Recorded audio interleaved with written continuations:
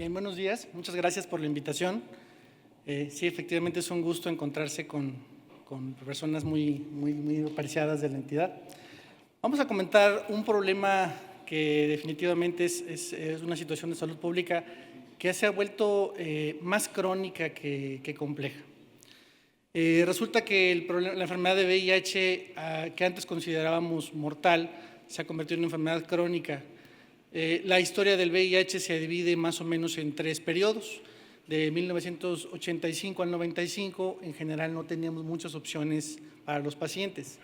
Del 95 al 2005 encontramos ya muchas opciones terapéuticas que favorecían y controlaban la enfermedad.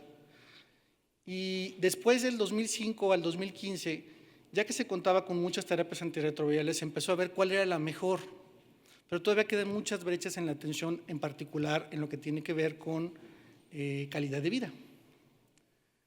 Ese es el virus que nos genera problemas, es un virus RNA. Recuerden que los virus RNA teóricamente pueden ser curables porque entran a la célula y en el citoplasma se transcriben en los ribosomas y salen de ella sin quedarse integrados.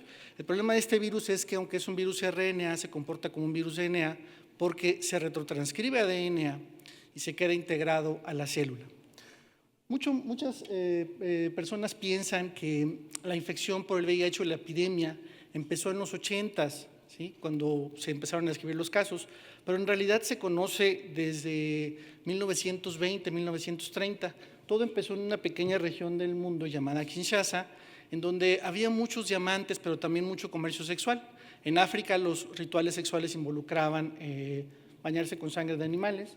Y bueno, pues el comercio sexual mezclado con el tráfico de diamantes a través de las vías ferroviarias comenzó a dispersar esta infección a través del continente africano, y con el advenimiento de los viajes en avión, en los vuelos, pues se distribuyó a partir de los 50s y 60s la infección por el resto del mundo. Pero el virus es un virus que existe desde hace mucho tiempo. El problema es que, bueno, afortunadamente hemos bajado las infecciones y la transmisión materno-fetal, ¿sí?, más o menos en un 35%. El problema es que en algunos países, en algunos continentes como el africano, no solamente no se ha disminuido, sino que ha incrementado el número de infecciones. El problema sigue siendo el mismo. Conocemos más o menos entre un 30 o un 40% de las personas que viven con la infección. La infección es una situación latente y se mantiene oculta durante muchos años, manteniéndose sintomática el paciente hasta que finalmente acude por una enfermedad oportunista, y eso es lo que ha retrasado la posibilidad de tener impacto en salud. Recordemos las vías de transmisión del virus muy rápidamente. La principal, ustedes saben que es eminentemente sexual. No tenemos el problema de los países europeos que están virando ahora a su epidemia y ahora son más de transmisión por drogas intravenosas que por otras vías.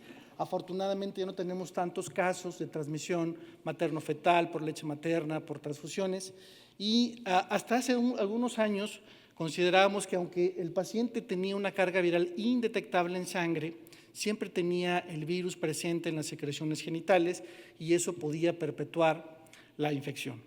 Vamos a ver cómo con estas nuevas terapias hemos favorecido que esto cambie la perspectiva. ¿Por qué tenemos más pacientes hombres en la consulta que mujeres? Bueno, ahí está una imagen de la vagina y vemos cómo a través de las relaciones sexuales se rompe y el virus puede entrar, pero es una capa gruesa de epitelio y es una cantidad muy pequeña de células CD4. En el caso del pene, bueno, vemos que aunque el epitelio es un poco más delgado, hay muy pocos CD4, ¿sí? Claro, las relaciones sexuales, sobre todo cuando se intentan por vía rectal, pues son un poco más traumáticas, y ese es el problema, que los hombres que tienen sexo con hombres tienen mayor riesgo de infectarse por características pues, fisiopatológicas. Vean cómo es la mucosa del recto. Es una mucosa muy delgada y está muy llena de células CD4.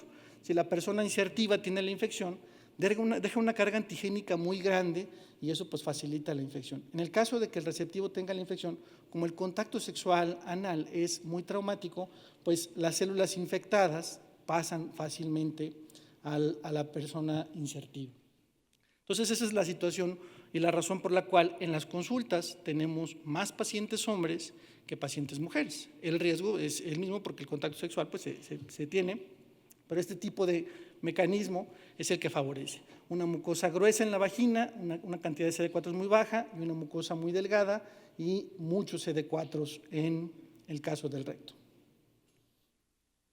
Las metas que nos pone la ONU-SIDA para poder controlar la epidemia es que el 90% de las personas que tienen la infección estén diagnosticadas, el 90% de las personas tengan tratamiento y aunque estén en tratamiento, no solamente que lo reciban, sino que se mantengan con un control viral el 90% de ellas. Con eso, estrictamente se puede controlar la epidemia, con eso habría 500,000 infecciones nuevas anuales y pues idealmente no habría problemas de discriminación desde el punto de vista social. Para el 2030 pues es muy difícil subir los planes, pues porque ya de un 90% mantenerlo pues es más complejo, pero nos piden que para el 2030 tengamos al 95% diagnosticados, 95% en tratamiento y 95% suprimidos de su carga viral. El tratamiento antirretroviral no solamente es otorgar una pastilla durante un tiempo como una neumonía, que una semana, 15 días tal vez, puede ser suficiente para resolver el cuadro. Inclusive la misma tuberculosis, si se lleva bien el tratamiento, pues son 6 meses de tratamiento o dependiendo del sitio donde esté originada la infección, es un tiempo pero bien definido.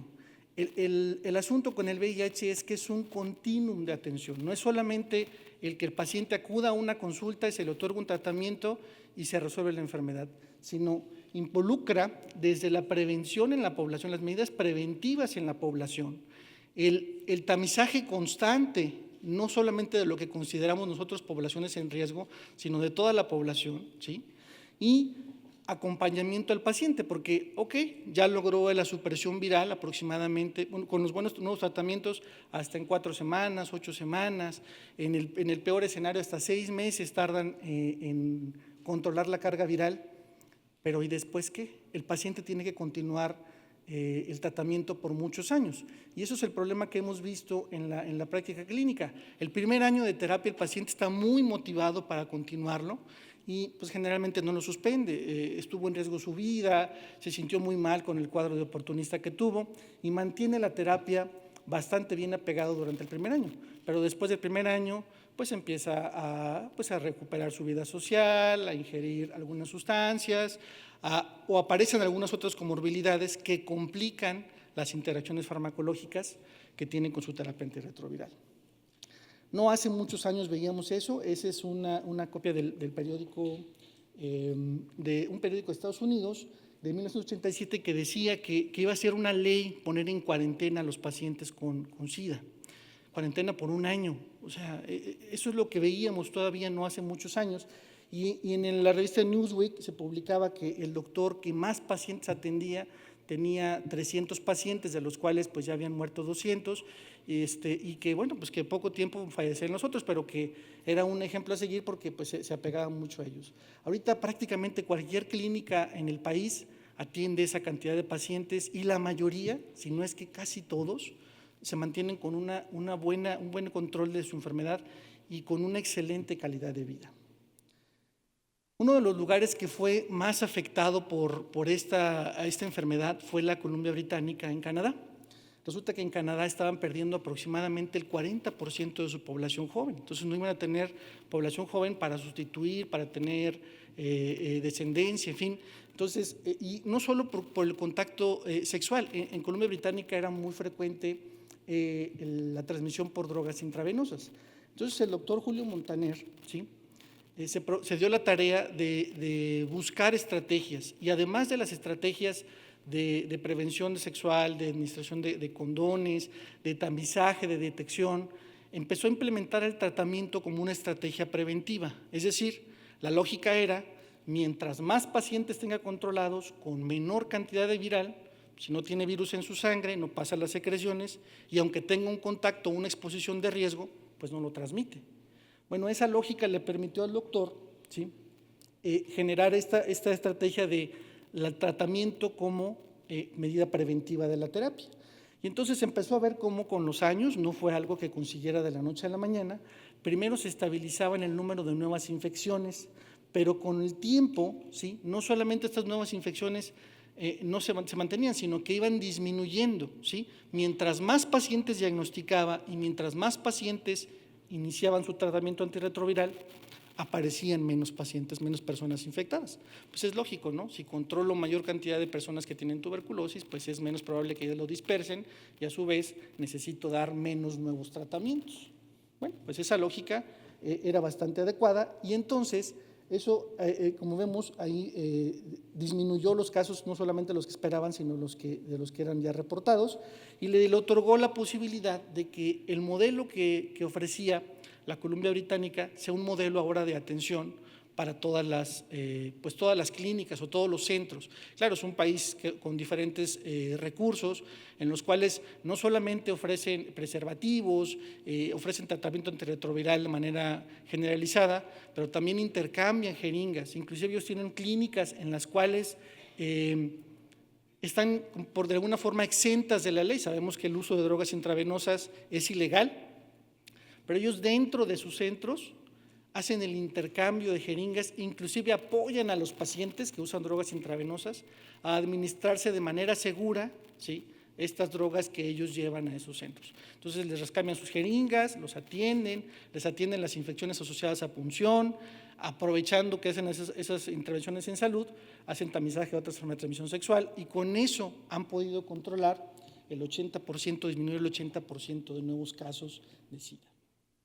Entonces, esa estrategia del doctor Montaner le valió a que ahora recientemente la CDC y la Organización Mundial de la Salud establecieran que una persona que tiene la infección por el virus del VIH, que está bien controlada y que está indetectable, no transmite el virus. Una vez más, una persona que tiene el virus controlado y que tiene una carga viral debajo del límite de detección y que sí se mantiene, no transmite el virus.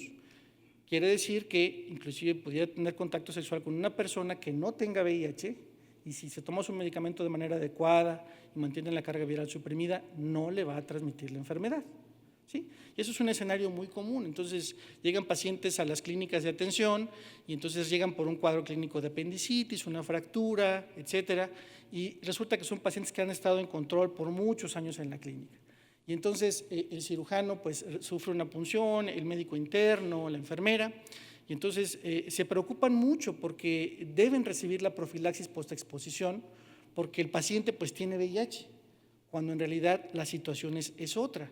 Inclusive en las mujeres que llevan un embarazo bien controlado, que la carga viral al momento del desenlace obstétrico es indetectable, ya no es necesario que se les haga cesárea, pero se les puede dar la atención de parto normal e inclusive se puede dejar al neonato sin la profilaxis correspondiente. Eso es un cambio de mentalidad muy, muy importante. Por supuesto, se requiere tener todos estos elementos detrás. ¿Cuáles son esos elementos? Bueno, los que mencionamos en el continuum de atención. Y lo primero, pues, es el diagnóstico. Y pensamos que, pues, el diagnóstico, pido 2 semanas, una prueba de ELISA, me va a regresar en otras 2, lo cito en un mes. Esa es una animación, esa persona que está haciéndose la prueba, ese es un kit de una prueba rápida. Esa persona es una persona que ya tiene el diagnóstico de VIH, ya está en tratamiento, ya está bien controlado, y nos va a mostrar cómo se hace la prueba. Es una punción que se hace con una lanceta que ya viene incluida, ¿sí? Digo, él se lo hace sin guantes porque se lo hace él mismo, pero nosotros lo haríamos de manera con guantes. La prueba, ahí tiene 2 plaquitas de prueba, pero en realidad nada más trae una el kit. Tiene una pipeta, para depositar una gotita de sangre en el pocito y vemos cómo en la prueba tiene 2 huequitos, uno para depositar la sangre y uno más largo, que es donde se muestra el resultado de la prueba. Tiene 2 letras ahí, una C y una T. La C es el control, la T es la T de test o de prueba. Y de este lado de la parte inferior de la imagen, hacia donde están ustedes, alguien acercó una tercera prueba. Esa es una persona que ya sabemos que no tiene VIH y que pues se hizo exactamente lo mismo, se puncionó y depositó una gotita.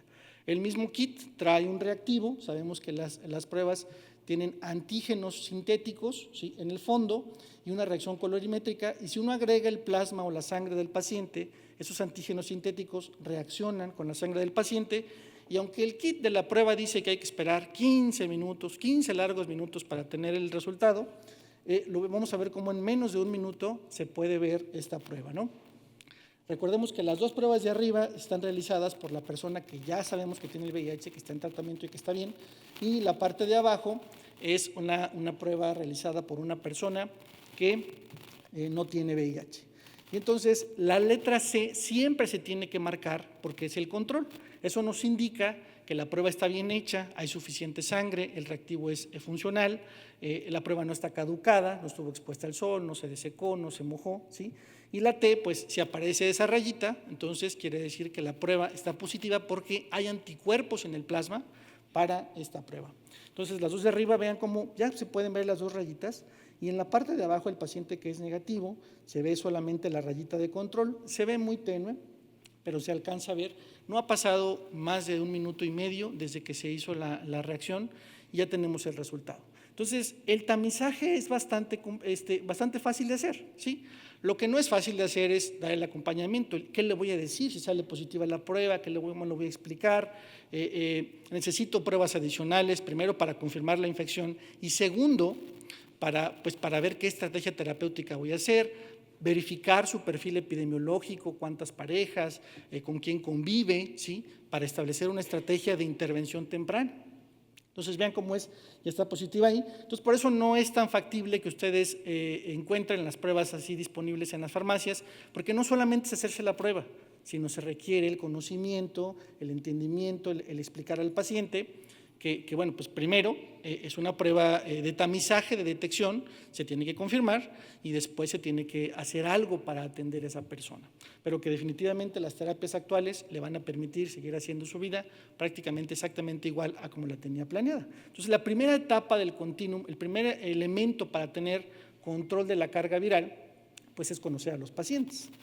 Idealmente, en cualquier infección, lo que queremos es diagnosticarlos en cuanto se acaban de infectar, ¿no? No voy a esperar hasta que la neumonía se complique y entonces tenga que el paciente intubado para saber que pues tiene una neumonía, ¿no? Y igual en la tuberculosis, idealmente me gustaría detectarlo lo más pronto para que controle esa dispersión de la enfermedad. El problema es que la infección aguda por el VIH se manifiesta en las primeras semanas y en esos momentos la carga viral es tan grande como millones de copias en la sangre. Cuando llega el paciente con nosotros, la carga viral ha bajado, pero a expensas de que esos virus se han neutralizado junto con las células CD4. Sus células CD4 han bajado aproximadamente en una proporción de 100 a 150 células por año, dependiendo de la persona, y todo mundo tenemos entre 700 y 1500 células CD4. Es por eso que cuando las personas llegan con nosotros con datos de SIDA, ya tienen entre 6 y 10 años con la infección. Entonces, esos 6 y 10 años han estado en contacto con otras personas, probablemente transmitiendo la infección. Entonces, estos CD4 empiezan a manifestar los cuadros clínicos con infecciones oportunistas, muchas de ellas son enfermedades latentes que el paciente ya tenía dentro de él, y entonces los vemos en los centros de atención. Cada vez es menos frecuente que tengamos estos pacientes con etapas avanzadas, pero recuerden que la definición de SIDA no solamente son una enfermedad oportunista o una neoplasia definitoria de SIDA, sino también un número de células CD4 preestablecidas. Y el número que define la etapa de SIDA es 200, es decir, una persona puede estar asintomática, pero tener 200 células CD4 y está en etapa de SIDA. ¿Cómo lo hacemos nosotros? Bueno, vean, ese es un reporte de las guías norteamericanas, y a Estados Unidos llegan los pacientes en su mayoría a atención cuando ya tienen menos de 350 CD4, ya están muy cerca de la etapa de SIDA, ¿sí? Con o sin enfermedad oportunista, 350 CD4 ya es una etapa avanzada de la enfermedad en Estados Unidos. En México, esta publicación del año pasado nos hizo abrir los ojos, y aunque hemos incrementado el número de diagnósticos porque ha incrementado la detección, ¿sí?, siguen llegando tarde los pacientes, ¿sí? Es decir, las estrategias se están haciendo, sin embargo, los pacientes llegan tarde a atenderse, pues por cuestiones sociales, culturales, económicas, ¿sí?, sobre todo por la falta la poca conciencia que tiene la población en hacerse una prueba. A lo mejor ya tienen un poco más consciente el tamizarse en la diabetes, en medirse la cintura, en checarse la presión, pero en enfermedades como estas todavía sigue habiendo un poco de restricción. Entonces, la mayor parte de los pacientes de los estados marginados llegan, un poco más de la mitad, llegan ya en etapas avanzadas de la enfermedad, ¿sí? Ok, esa es la parte del diagnóstico. Ahora el tratamiento. Esa animación es de una paciente que aceptó ser grabada durante los primeros 90 días de la terapia antirretroviral. Es una paciente africana, evidentemente, y la animación va del día 90 hacia el primer día que ella empezó la terapia antirretroviral. Vemos como al principio, pues ella está sonriente, las mejillas brillantes, y como cuando va avanzando el tiempo hacia atrás, es decir, primero va perdiendo la sonrisa, el brillo de la cara, poco a poco va perdiendo la masa muscular, ¿sí? Pierde las mamas, ¿sí? Inclusive va perdiendo la cantidad de cabello, ¿sí? Y en general su constitución se va haciendo más y más frágil. Van siendo muy notorios los músculos, los huesos de la caja torácica, ¿sí? Y se ve francamente enferma. Muchos de los pacientes siguen llegando en esa etapa, es decir, la mitad de nuestros diagnósticos siguen siendo en etapas tardías. Sin embargo, las terapias antirretrovirales son tan buenas, ¿sí? Que ahora la terapia combinada, ¿sí? de medicamentos antirretrovirales viene en una sola tableta. Esa sola tableta pues, es capaz de revertir los efectos del SIDA. La terapia antirretroviral, al igual que muchos otros medicamentos antimicrobianos, son medicamentos que salvan vidas, ¿sí? Entonces, una intervención mucho más temprana impedirá que esa paciente llegue a estas etapas y se puede tratar sin necesidad de tener que estar encamada. Pero los efectos del SIDA pueden ser revertidos. Los blancos terapéuticos, no voy a meterme mucho en esto, pero hay muchos blancos terapéuticos para la terapia antirretroviral. Muchos impiden la entrada del virus, ¿sí? Los inhibidores de fusión, los inhibidores de correceptor CCR5. Algunos otros actúan en la principal enzima del virus, que es la transcriptasa inversa, como análogos. Otros actúan en su sitio catalítico como no análogos nucleósidos. Hay muchos medicamentos de estos. Y otros actúan a nivel ya de cuando se convirtió el RNA en DNA, en la integración de ese DNA a la célula, ¿sí? Y los últimos, que son quizá de los medicamentos que más hemos utilizado en terapias de rescate en los últimos años, los inhibidores de proteasa bloquean la edición del virus. Un virus que no está bien hecho, que no está bien completo, pues es un virus que no es infectante. Si no es infectante, pues se muere. Los virus de esa manera se eliminan. Entonces los medicamentos bloquean esas etapas del ciclo de vida del virus y con eso se controla la infección. Automáticamente las células, al no tener algo que las esté afectando, van recuperándose progresivamente. Entonces, la terapia antirretroviral primero salva vidas, ¿sí? Al salvar esas vidas, reduce la mortalidad materna, la transmisión materno-fetal. Si son mujeres, evidentemente su pareja está infectada, pues también impide que sea transmitida, aunque la mujer no tenga la infección, si el marido o la pareja tiene control viral constante. En mi práctica tenía muchas parejas que ya no usaban preservativo, ¿sí?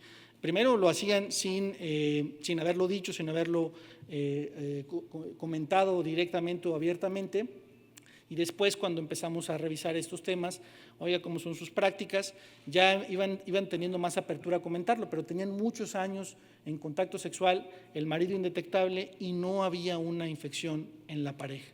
¿Por qué? Porque el marido tenía un control viral adecuado, ¿no? No solo eso, sino que el medicamento antirretroviral también previene en la posexposición, asumiendo que soy un cirujano, que puse un catéter, que soy una enfermera, que soy un profesional de la salud que manejo muestras biológicas. Si me puncioné con una muestra de un paciente y recibo terapia antirretroviral preventiva en las primeras 2 horas idealmente, pero hasta 72 horas después de ella, puede impedir la infección del virus. De hecho, no ha habido infecciones nuevas desde el 95 por punción si el paciente recibe la profilaxis en el tiempo adecuado. Las terapias, como les mencionaba, además de que han sido menos complejas con el tiempo, ya ahora tenemos más de una terapia combinada en una sola tableta. Entonces es muy fácil tomar el paciente los medicamentos. El problema es que no estamos llegando a los pacientes. Vean cómo a nivel mundial menos de la mitad de los pacientes infectados tienen acceso a la terapia antirretroviral, ¿sí? Entonces, apenas hace 12 años tenían acceso 7%, menos del 10% de las personas que tenían la infección ingerían terapia antirretroviral, ¿sí? Latinoamérica tiene una brecha del 42%, es decir, solamente el 58% de las personas están controladas o en tratamiento antirretroviral. Y en México hemos incrementado el número de diagnósticos. No es que hayan aumentado el número de casos, han incrementado las estrategias y con eso se han detectado más casos, pero con ello también, pues obviamente el paciente diagnosticado recibe terapia antirretroviral con el costo económico que eso implica. Y sin embargo, aunque hemos aumentado esos números, aún estamos lejos de las brechas de conseguir las metas de la ONU-SIDA, ¿sí? Tenemos solamente 64% de los pacientes diagnosticados, ¿sí? 60%, ahora el 83% en tratamiento, pero aún cuando esos pacientes están en tratamiento, no todos suprimen la carga viral, solamente la mitad de ellos suprimen la carga viral. Es decir, ya nos tomamos todo el esfuerzo de encontrarlos, de diagnosticarlos, de llevarlos a atención, de darles un seguimiento, y están en tratamiento, pero aún así no se controlan. ¿Por qué esa mitad de pacientes no se controlan y por qué no reciben una terapia antirretroviral? Les decía que la terapia antirretroviral o el tratamiento como tal del VIH no es solamente la prescripción del medicamento, sino la inclusión, el seguimiento, el apoyo psicológico. Quizá, como ven ahí en la Ciudad de México, la Clínica Condesa tenga el modelo de atención mejor adaptado a nuestro país. La Clínica Condesa pues tiene psicólogos, tiene psiquiatras, tiene nutriólogos, tiene endocrinólogos para las personas transgénero, tiene muchas herramientas que impiden que los pacientes se vayan perdiendo en el seguimiento. Entonces, no es solamente el inicio de la terapia y el primer año, ya la libraste, ya recuperaste el trabajo, sino es toda una estrategia conjunta de mantenimiento de esos pacientes en su presión. Entonces, vemos ahí como algunas personas o algunas entidades todavía tardan en llegar a atención. Ya la diagnosticaron en su hospital general de zona, en su centro de salud, ¿sí? Pero pues de aquí a que hacemos el envío, se recibe, se programa la consulta a la clínica de VIH, que la pueda manejar un epidemiólogo, un internista, un infectólogo, quien sea, pero pues tienen agendas saturadas y entonces pues la cita se le va dando hasta después de más de un mes. Entonces todo ese tiempo se va perdiendo, tiempo valioso en control del paciente. Y decíamos que una vez que ya iniciaron la terapia, el paciente se mantenía, ¿no? ¿Sí? El paciente después de algunos meses va perdiendo la adherencia a la terapia antirretroviral. Y es que, bueno, aunque estamos alineados con las guías de la OMS, ¿sí? La terapia antirretroviral que ha salvado tantas vidas, ¿sí? Está lejos de ser el tratamiento ideal. Ninguna terapia está exenta de efectos secundarios, pero cuando comparan las nuevas terapias con el esquema que utilizamos más actualmente, vemos que la mayor parte de ellos favorecen al al comparador, de las guías actuales. Y en realidad es porque nos enfocamos sobre todo en la eficacia y tolerabilidad, en la conveniencia, en que tenga menos dosis el paciente y que sea compatible con enfermedades comunes. Pero esta población, una vez que salió de enfermedad oportunista, pues es tan diversa como gotas hay de agua en el mar, ¿no? Entonces, una persona puede tener diabetes, puede tener dislipidemia, otra hipertensión, otra obesidad, otra tomar multivitamínicos, otra enfermedad acidopéptica, otra tener todas juntas, ¿sí? Y entonces muchas de esas terapias no son compatibles, digamos, con la terapia antirretroviral. Los regímenes llegan a ser complejos, sobre todo los regímenes de rescate, pueden ser hasta 6 tabletas al día, ¿sí? Mientras más tabletas es menos probable que el paciente se salga de la terapia, pero el principal problema que seguimos teniendo es que los medicamentos siguen teniendo cierta toxicidad. Alguna de ellas puede pasar inadvertida para el paciente, como los trastornos de los lípidos, pero otros son problemas del sistema nervioso central, casi la mitad de ellos son problemas de mareos, pesadillas, somnolencia, ¿sí? En fin. Muchas de esas terapias antirretrovirales tienen complicaciones y eso a veces el paciente no lo comenta con el médico. De hecho, la mayor parte de los pacientes llegan a suspender, ¿sí? Más que por falla, es decir, que la terapia no funcione porque el virus sea resistente, sobre todo llegan a fallar porque el paciente tiene complicaciones en la toxicidad. Cuando a estos pacientes les preguntan por qué tienen esos efectos secundarios, dicen que les afecta en su vida sexual, en su vida laboral, en la vida personal, ¿ven? Hasta 60%, ¿sí? En Latinoamérica más o menos un 40%, ¿sí? Y entonces, algunos inclusive dicen que no les gusta cómo los medicamentos los hacen sentir, cómo los hacen ver, ¿sí? Claro, una vez que ya superaron la etapa de que salvaron la vida, esto ya es cuando el paciente ya está estable, ¿sí? Y algunos en Latinoamérica ya lo han comentado con su médico, pero no han sufrido ningún cambio. Y la verdad es que ellos mismos tienen más miedo a que la nueva terapia que ellos reciban tenga otros efectos secundarios que sean inclusive menos tolerables que los que ya tenían, ¿sí? De hecho, los pacientes y los mismos médicos se quedan con la idea de que es algo que el paciente pues tiene que tolerar. Finalmente, pues la infección era una sentencia de muerte, ya no lo es, pero bueno, pues la terapia te está salvando la vida, ¿no? ¿Sí? Ya actualmente, afortunadamente, ya no es necesario eso, ¿no? Y les decía que otra proporción de pacientes son los que tienen más miedo a que la nueva terapia genere otros efectos secundarios más severos que los que ya tiene, ¿no? Una vez que el paciente ya lo comentó con su médico, ¿sí? ¿El médico qué hace? Bueno, la mayor parte de los médicos, ¿sí? En lugar de cambiar la terapia antirretroviral, lo que hacen es, bueno, pues si estás deprimido, pues te doy un antidepresivo.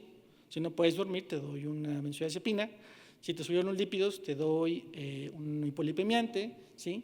En fin, como que van parchando lo que el medicamento va haciendo en lugar de establecer una buena estrategia. Entonces el paciente va llevando años y años con la terapia, entonces se va cansando de eso y la va suspendiendo. Dice, bueno, ya estoy bien, ya no me he hospitalizado, a lo mejor lo puedo suspender, a pesar de que el médico le ha dicho lo contrario, ¿sí? En el mejor escenario, ¿sí? El médico lo refiere con otro especialista, pero el especialista, pues si el mismo tratante de VIH a veces no conoce interacciones farmacológicas, pues el especialista tampoco. Dice, pues la población de VIH no es lo más común, el neurólogo no es lo más común que vea, o sea, el neumólogo, en fin. Entonces se vuelve más compleja la atención. Y muchos pacientes van reduciendo la adherencia a la terapia, primero, pues por sus hábitos. Decíamos que una vez que recuperan la vida social, ¿sí? Pues regresan, oiga doctor, ¿ya puedo tomar una cerveza?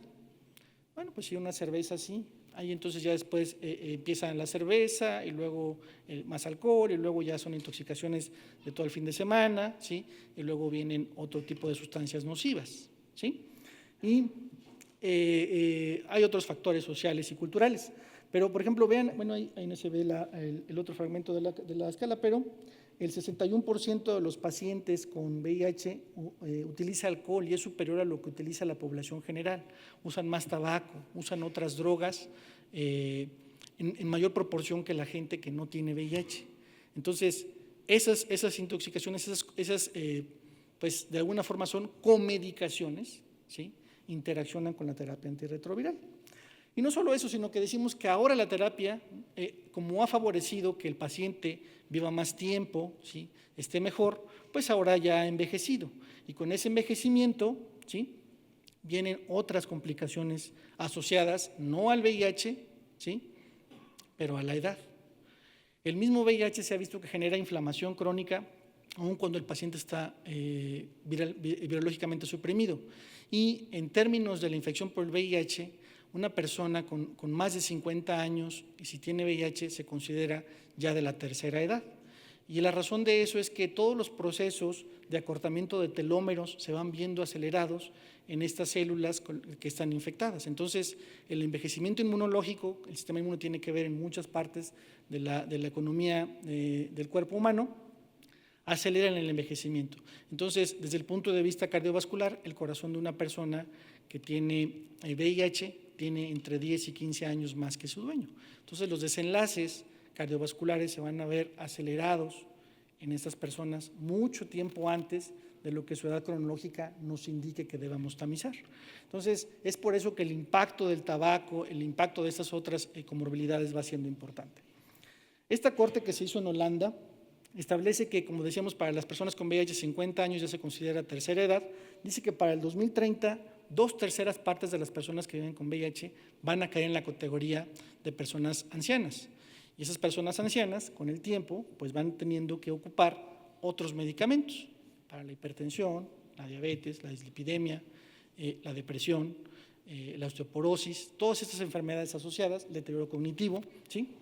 Y son medicamentos independientes de la terapia antirretroviral. Se van a tener que utilizar más y más con el tiempo. Son dos cortes, una de Reino Unido y una de Estados Unidos, y vemos que conforme las personas van incrementando su edad con las terapias, han mejorado, han envejecido a estas personas, pero con ellas han incrementado el uso de otros medicamentos. Aun cuando han mejorado las terapias, las 3 líneas de abajo son las eras de la terapia antirretroviral. Decíamos que del 85 al 95 no había muchas opciones, pero del 95 en adelante ya había algunas opciones terapéuticas y hemos mejorado la esperanza de vida, pero con todo y eso no hemos llegado a lograr una esperanza de vida similar a la de las personas que no tienen VIH, ¿sí? Entonces, más medicamentos significa más interacciones farmacológicas, algunas serias, algunas no tan serias. Recordemos que algunos medicamentos son inductores del sistema citocromo P450 y eso quiere decir que metaboliza más rápido los fármacos, es decir, todo lo que le demos para su otra comorbilidad no va a funcionar. Los que son inhibidores del sistema, ¿sí? Hacen que se quede circulando, no depuran el medicamento. Entonces hacen que el paciente se intoxique, por así decirlo, ¿sí? O tenga más efectos secundarios asociados a la terapia antirretroviral. Entonces, estos pacientes que ya habíamos logrado captar y que ya estaban en tratamiento, ¿sí? No son cambiados de la terapia. Aguántese, ¿sí? Ya tiene el VIH y hasta ahorita está virológicamente controlado. Eso que menciona ahí la tabla que dice virocentricidad es una forma de pensamiento que hemos tenido durante los últimos 10 años las personas que tratamos VIH. Lo único que nos ha importado ha sido controlar la carga viral, indetectable, indetectable, indetectable, pero nos ha preocupado poco la calidad de vida. Y eso es lo que ha hecho que con el tiempo las terapias vayan fallando.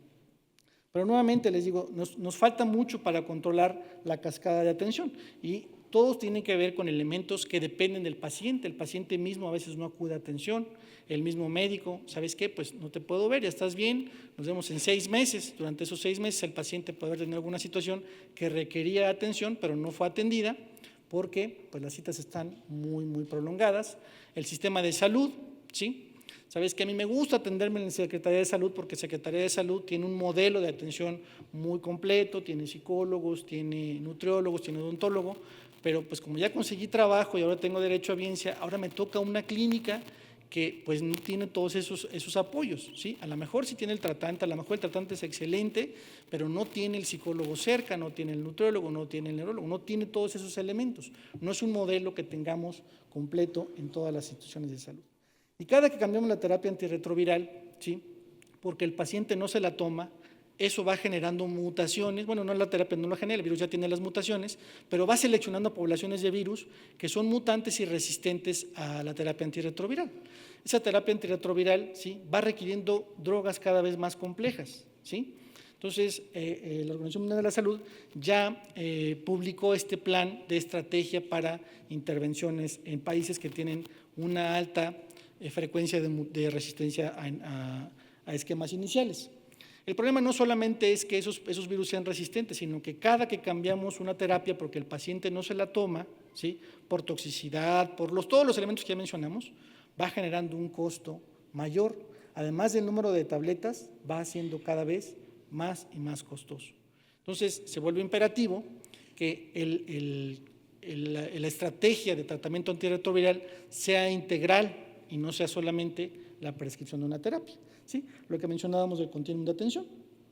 Y eso nos lleva a la carga viral poblacional. Si podemos controlar de manera individual a una persona, vamos a tener en una comunidad muchas personas con carga viral indetectable y entonces la carga viral de la comunidad va a estar suprimida.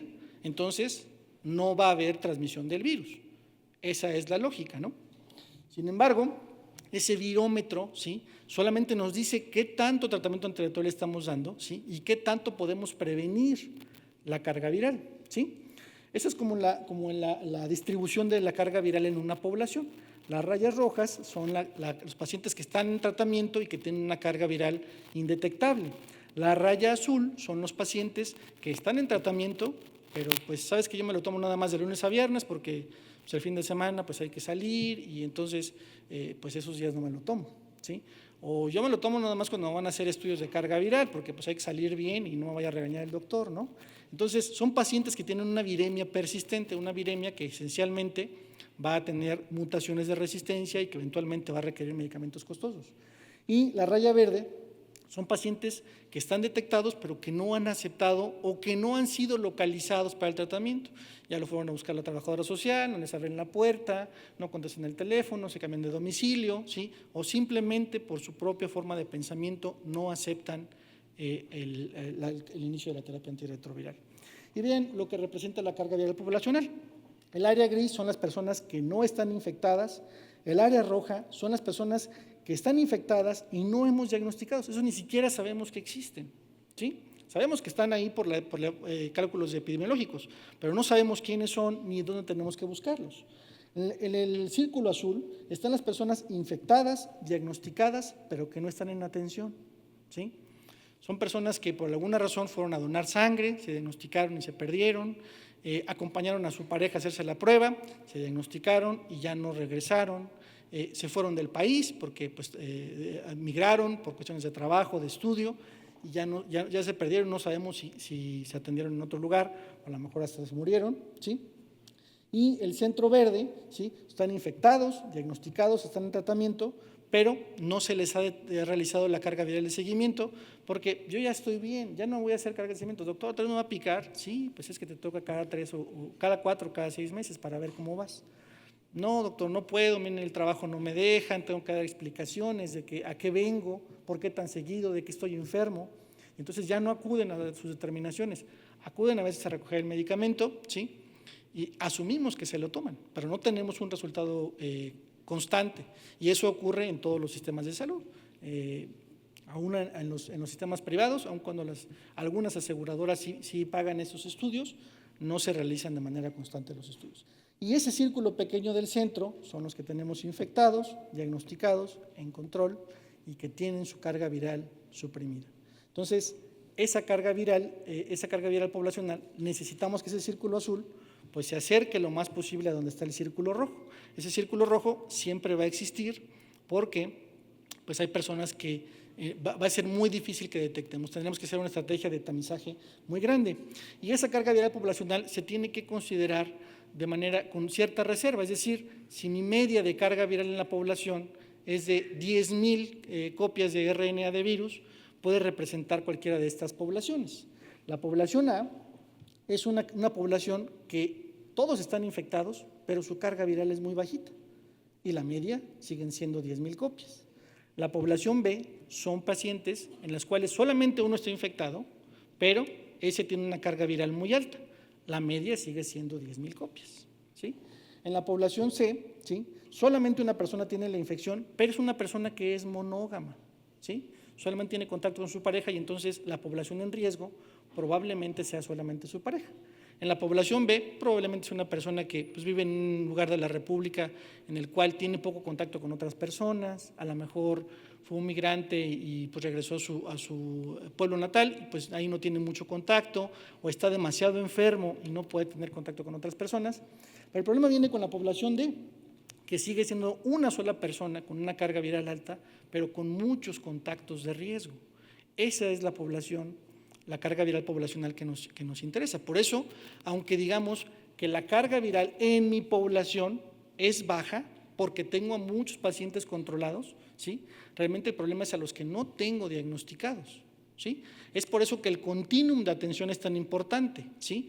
No solamente el prescribir la terapia antirretroviral, ahorita prácticamente cualquier medicamento antirretroviral, cualquier esquema, si se administra bien, el paciente lo tolera, va a controlar el virus, ¿sí? El problema es alcanzar a esas personas que no tenemos identificadas y a las personas que ya están identificadas en tratamiento, asegurarnos que la terapia siga siendo tolerable y adaptarse a los cambios en su etapa de vida, en su estilo de vida, para que no tenga por qué suspender el tratamiento antirretroviral. Para terminar, quiero cerrar con esta diapositiva. Esta es una publicación que se hizo el 11 de octubre apenas de este año, en el cual el CDC de Atlanta, el Centro de Control de Enfermedades Infecciosas en Atlanta, finalmente aceptó, ¿sí?, que una persona con VIH que tiene una carga viral, que está suprimida constantemente, se había publicado por muchas agencias, IAS, AISMAP, ¿sí?, que una persona con una carga suprimida no transmite la infección por el VIH, ¿sí?, pero la CDC no había todavía pronunciado alguna declaración al respecto. Entonces, finalmente lo aceptó oficialmente. Una persona con una carga viral no detectable no transmite la enfermedad, ¿sí? Entonces, es en el 1 a 1, en la búsqueda del paciente, en la atención integral, donde vamos a lograr una carga viral poblacional que nos permita llegar a esos objetivos de la Organización Mundial de la Salud. Si tienen alguna pregunta, yo con mucho gusto trataré de resolverla.